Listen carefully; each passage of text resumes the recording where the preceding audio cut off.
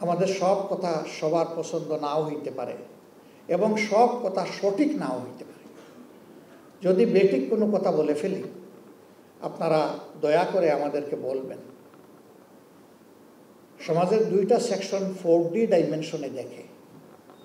একটা রাজনীতিবিদ, তাদেরকে সমাজের সব দিকে চোখ রাখতে হয়।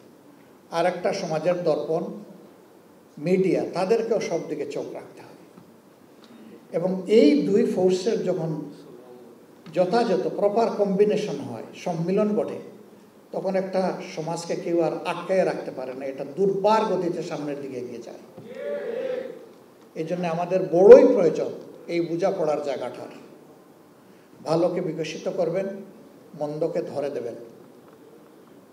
যাদের কপাল ভালো তারা সংশোধন করবে এখান থেকে শিক্ষা নিয়ে, যাদের কপাল খারাপ তারা আরও বেঁকে বসবে এবং ধ্বংস হবে। আমরা সৃষ্টির পথে আগাতে চাই, ধ্বংসের পথ থেকে আমরাও বাঁচি, জাতীয় বাঁচি, আল্লাহর কাছে সেই তৌফিক চাই।